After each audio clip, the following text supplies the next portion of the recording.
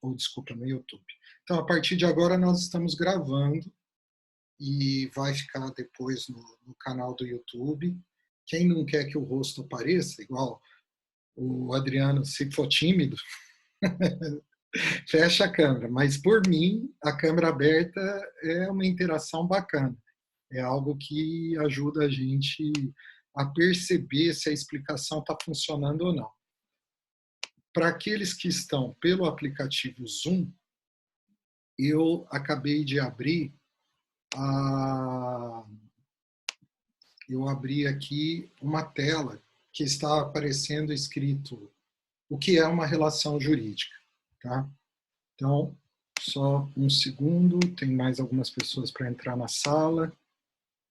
Alguém está me chamando, eu vou ver do que se trata. Érica, teste o volume do seu aparelho.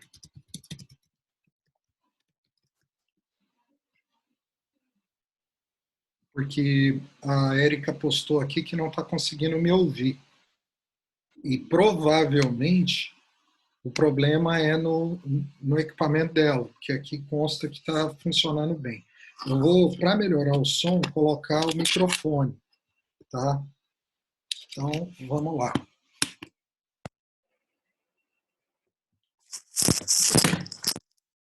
E, ao final de tudo, eu espero que a experiência seja boa para todos vocês. É novo para mim também, mas eu tenho certeza que é só uma primeira vez de muitas. Então, vamos lá. Para os estudantes da UEL que estão aqui conectados conosco, deve ainda estar recente na memória que nós tivemos uma aula sobre o sentido de verdade, sobre o sentido de razão.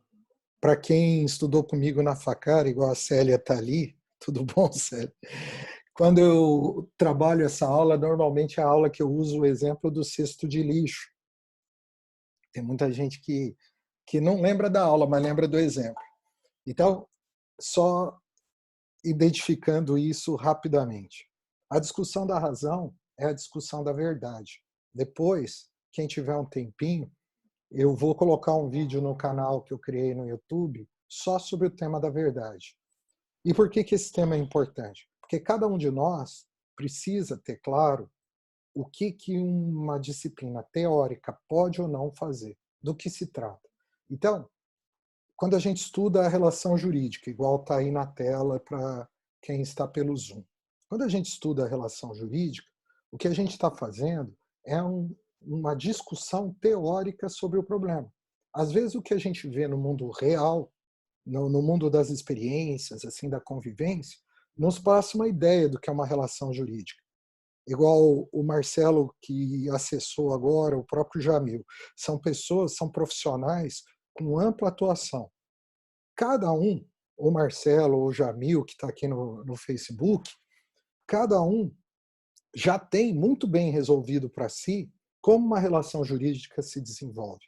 A universidade, quando trata o mesmo assunto, ela não tem esse aspecto real bem resolvido.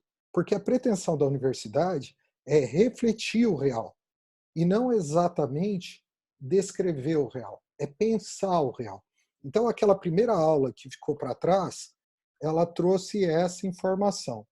Os estudantes fizeram exercícios, alguns enviaram por e-mail mesmo, devido à suspensão das aulas, as suas respostas. Eu respondi a todos por e-mail. E agora, o que nós vamos fazer, sabendo que o estudo teórico ele se diferencia do prático, ou seja, o teórico é o pensar que se contrapõe ao viver. Sabendo isso, o próximo passo nosso, calma lá. Então, o nosso próximo passo é pensar a relação jurídica. Ah, agora foi. Vamos partir de uma coisa simples. Essa aula foi pensada para a gente estar numa sala de aula. Quando alguém tem que dar um motivo, por que está sentado em um lugar e não em outro, igual nesse momento a gente pode atualizar o exemplo dizendo assim, essa aula está acontecendo simultaneamente no Facebook, no Instagram e também num aplicativo chamado Zoom. Cada um está por uma plataforma. Eu vejo aqui que nós temos cerca de 15 pessoas no Zoom, há pelo menos 7 pessoas no Instagram e outras 22 pessoas no Facebook. Cada um está numa mídia.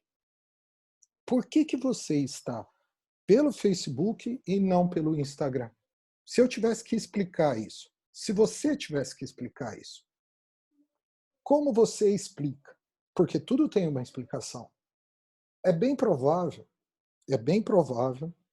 que a explicação venha como algo que lhe é familiar. Eu gosto do Instagram, estou acostumado com o Facebook, o professor indicou que eu deveria usar o Zoom. A explicação, a gente tem um motivo. Então, isso é algo importante. Sempre que agimos, somos capazes, espera-se que cada um de nós consiga explicar aquilo que decidiu. Qual a importância disso para o estudo do direito? Poxa vida, o nosso sistema jurídico é todo estruturado considerando que vamos agir conforme um projeto que é coletivo, não é individual. Projeto esse que vem da política, enquanto instituição que objetiva as obrigações. Então, ter a percepção de que as normas jurídicas são um motivo para explicar a ação é algo que decorre de uma compreensão de que os sujeitos só agem, ou quando agem, são capazes de dar motivo para a sua escolha. Resgatando a pergunta. Quando a gente escolhe o local da sala que vamos nos sentar, ou quando a gente escolhe qual aplicativo eu vou utilizar, o que está acontecendo é, eu sei porque eu fiz isso. Se eu sei o que eu fiz isso, eu posso, inclusive, ser chamado a agir segundo razões que são razões coletivas, são razões da coletividade. Vamos ver o que aparece agora, então. Se pode identificar que a conduta social pode ser definida por uma razão das experiências. Pode, inclusive, ser explicada num comportamento anterior. Do que a gente está falando? Que o comportamento de hoje pode ser simplesmente algo que eu repito porque já deu certo no passado. Mas também pode, e a gente é capaz de dizer, que o nosso comportamento de hoje decorre daquilo que ajustamos com os demais numa vida coletiva, aquilo que a gente chama de política. E ainda somos capazes de dizer que o nosso comportamento social decorre de valores morais ou éticos. Então, há pelo menos 3 grandes caminhos, no mínimo 3 grandes caminhos. A gente faz o que faz porque estamos acostumados a fazer, a gente faz o que faz porque combinamos num grande contrato social, ou a gente faz o que faz porque aquilo decorre de valores. Eu vou aproximar o Instagram para ver se melhora o som. Estão me dizendo que não está tão bom assim. Então, vamos ver se melhorou. Me dá um feedback. O som melhorou? Bom, vamos seguir aqui. De qualquer sorte, na sequência, então, a gente sabe que uma situação jurídica ela é definida pelas normas jurídicas. Em síntese, esse é um conceito simples. E por que não ficar com conceitos simples. Então, disseram que ainda não melhorou. O Lu, eu estou chamando a minha assistente, Luísa Schiavon, pela primeira vez em rede, acena para o pessoal. Eu quero que você busque o fone sem fio. Eu vou tentar pegar um microfone específico. Ah, melhor. Então, vamos lá. Enquanto o microfone é ligado, acredito que agora vai melhorar. Agora nós temos um microfone específico para o Instagram. Como eu dizia, quem tem boa memória, vamos ver quem tem boa memória aí. Eu estava dizendo que, à vista da afirmação, da constatação de que os indivíduos agem conforme um projeto que pode ser coletivo, individual, ou explicado até pelo costume, mas nós somos capazes de explicar nossos atos. Até quem tem decisões que não nos parecem sãs, o louco sabe da sua loucura. Aí cada um imagina quem é o louco, né? Porque hoje em dia o normal é viver a loucura. De qualquer sorte, então, quem age, quando age, segue uma orientação. E especificamente falando da ação jurídica, a ação jurídica ela é estabelecida supondo a capacidade humana, é uma suposição, é uma presunção de que somos, então, capazes de agir segundo um projeto social. Esse é o ponto de partida. Então, o que é um caso jurídico? Um caso jurídico ou relação jurídica é a situação social definida por normas jurídicas. E isso é de crucial importância. Note que o guia da conduta, circunstancialmente, pode ser associado à moral, à religião, mas, especificamente, o ordenamento jurídico tal qual é posto hoje, ele é explicado não em termos éticos ou morais. Isso não quer dizer que o direito seja antiético ou contrário à moral, mas quer dizer, sim, que o direito explica a existência da sua norma em termos próprios, ou seja, no ajuste político da sociedade, certo? Então, o que a gente desenvolveu até aqui? Para entender o que é uma relação jurídica, a primeira coisa é entender o sujeito dessa relação jurídica. Os indivíduos, quando agem, assim o fazem conforme um projeto social ou as normas jurídicas da maneira como a gente está afirmando, ok? E você? Se você tivesse que explicar o direito, aí o convite que eu estou fazendo é para que cada um traga para si essa explicação. Quando eu penso o que é obrigatório, a obrigação é algo que a gente faz porque aprendemos com os nossos pais. A obrigação social, o direito, é algo que vem do que é certo, se é o direito é certo, ou a obrigação respeita outra programação. Deu para pensar? Para quem está no Zoom, o que você pensa? Escreva aí. Para quem está no Facebook, de verdade, eu não sei como vocês podem interagir. Eu estou vendo um monte de gente acenando. E no Instagram, eu acredito que vocês conseguem escrever, porque eu estou vendo que muitas pessoas estão escrevendo. Que legal. Então, assim, a pergunta foi, pelo menos em sala de aula, quando a gente faz uma pergunta, a pessoa sempre pede para repetir. Então, vamos repetir. A pergunta foi: você já parou para pensar qual a sua percepção do direito? Se, por exemplo, O professor Bittar, que estava aí, e um abraço, Walter. O professor Bittar é um daqueles professores que explicam para a gente as consequências daquele que age de modo ilícito e, inclusive, no homicídio. Eu sei que essa semana ele deu aula sobre homicídio. Então, vamos aí dividir a reflexão. Quando a lei proíbe alguém de matar outra pessoa, o que exatamente está acontecendo? A lei está reconhecendo que matar é mal e, por isso, ela proíbe o homicídio.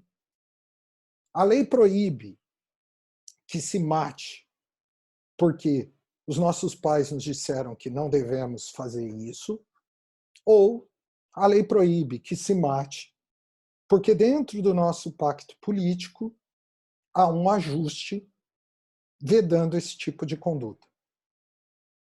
Você vê, são 3 possibilidades de responder. São 3 respostas que podem ser dadas. A nossa, a nossa tradição política opta pela terceira explicação.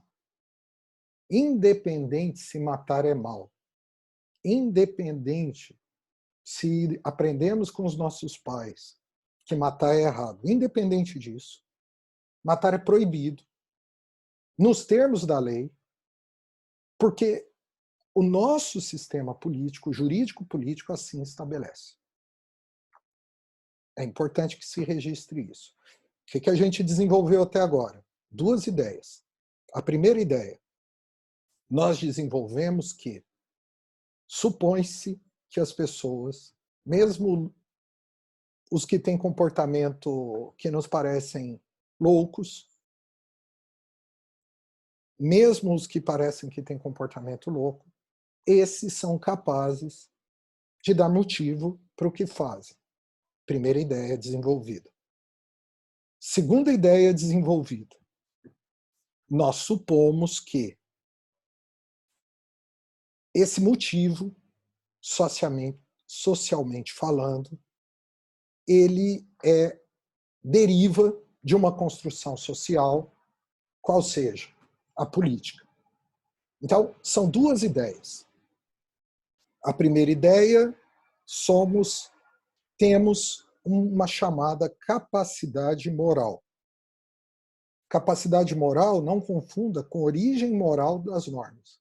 Capacidade moral a pessoa é capaz de dar motivo para o seu comportamento. Isso é capacidade moral. Segunda ideia que desenvolvemos, as nossas leis, mesmo a lei que proíbe o homicídio, ainda essa lei, que eu acho que poucos aqui, talvez ninguém dissesse que duvida que o homicídio seja ruim, o motivo da proibição é isso estar respaldado num pacto político, a lei. Certo? Então, com essas ideias em mente, eu vou fazer uma pergunta curiosa. Vamos ver se fez sentido aquela pergunta. Eu perguntei para vocês, vamos ver, eu perguntei para vocês qual era a explicação pessoal da existência da norma, ok? Então eu vou dividir com vocês um julgamento que aconteceu nos Estados Unidos. Por que Estados Unidos? Bom, porque aqui no Brasil parece que qualquer crítica ou comentário é pessoal. Se a gente fizer uma crítica ou comentário do Tribunal Americano, muitos nem gostam dos americanos, nem sei se tem motivo para isso, mas vamos pegar um julgado americano. O que o tribunal teve que julgar? E a Suprema Corte. Tomate é fruta ou legume? Essa é a pergunta. Aí você vai dizer, poxa vida, como assim? Discutir se tomate é fruta ou legume, isso tem importância? Bom, tem importância sim. Qual a importância que isso pode ter? Vamos lá. O pessoal aqui da UEL, vocês que estão pelo Zoom, alguém consegue imaginar por que seria importante definir se tomate é fruta ou legume? Escreva aí, digita. Ou está todo mundo tímido porque a aula está sendo gravada? E aí, Luiz Henrique? O Godoy tá aqui no Facebook. Você que chegou agora, tomate é fruta ou legume? Escreva aí. Vamos ver.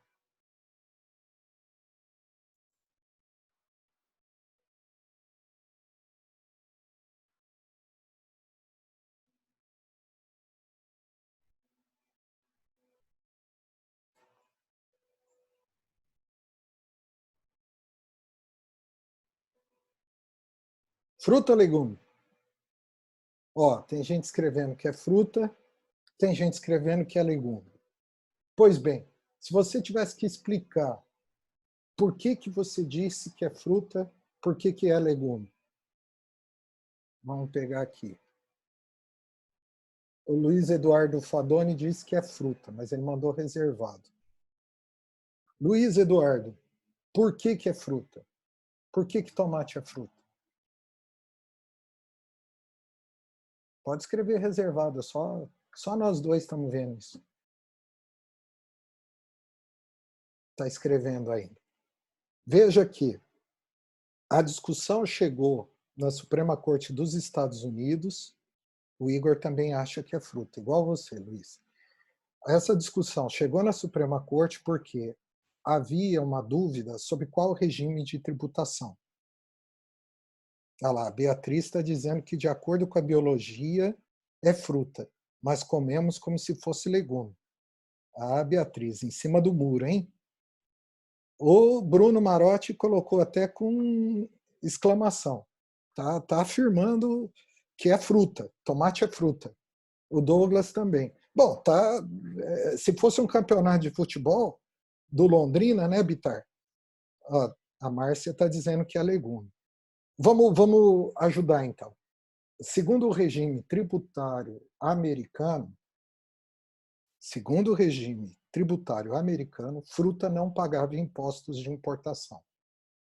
Porque as frutas vinham eminentemente do exterior e entendia-se que não devia se tributar, devia facilitar que a população se alimentasse bem. Mas legume, que é uma coisa que é produzida lá, aí pagava imposto. Então, se for fruta, não paga imposto. Se for legume, paga imposto. O que fez um importador?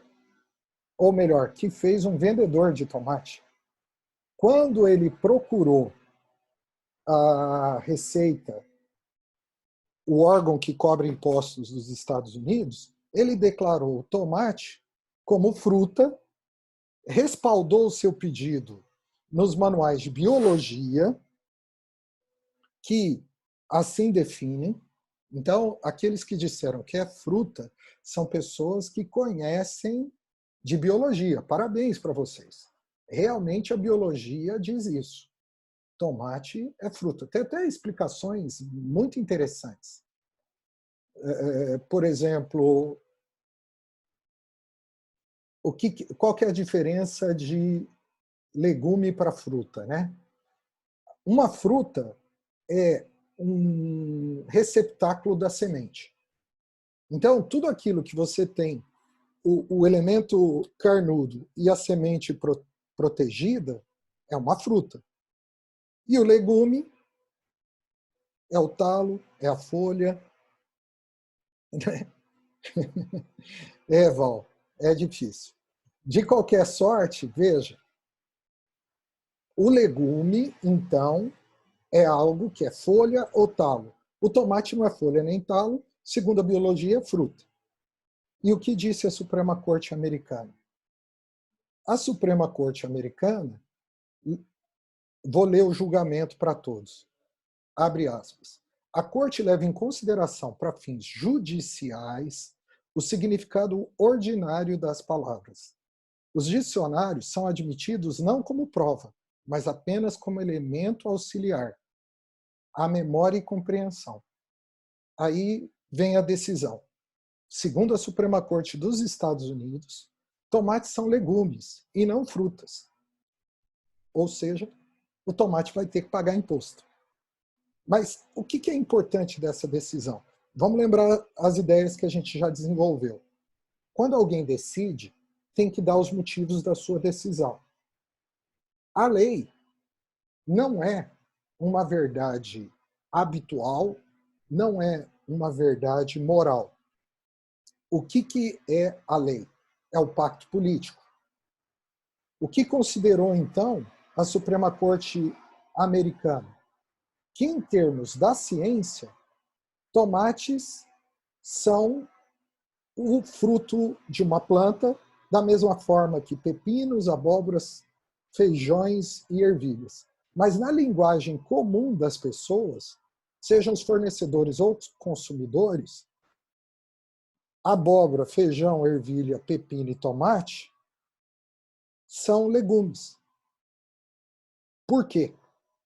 Aí o motivo. Lembra que eu falei que tinha que dar motivo?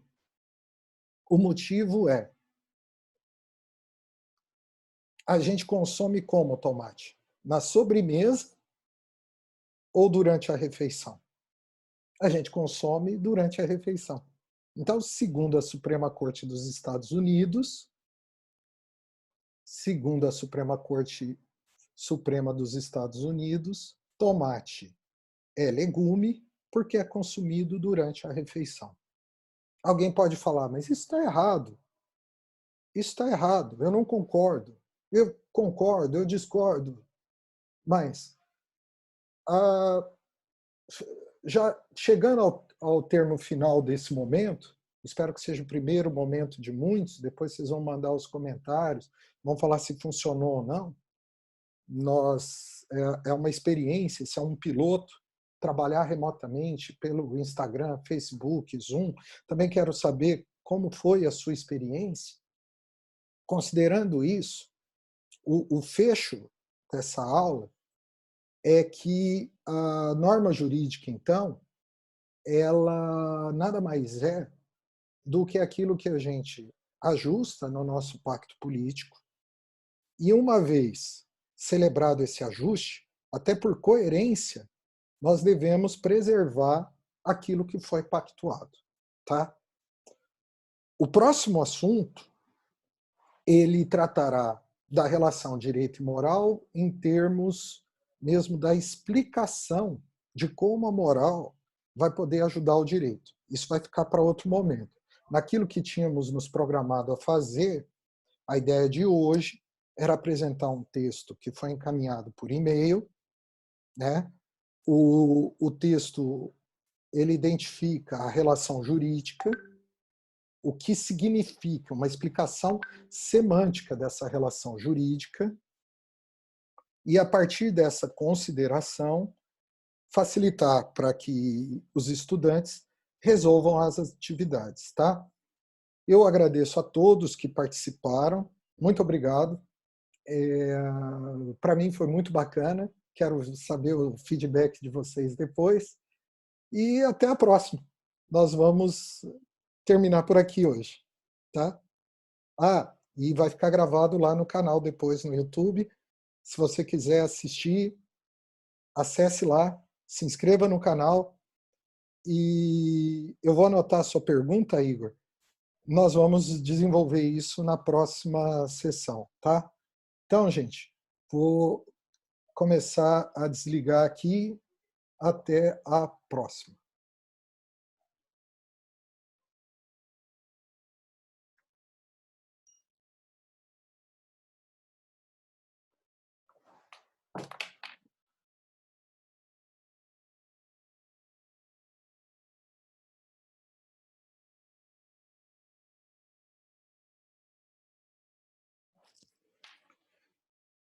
Meninos, vocês que ainda estão aqui no Zoom, a gente tem um minutinho. Alguém gostaria de fazer uma última pergunta? Entenderam a ideia geral? Funcionou?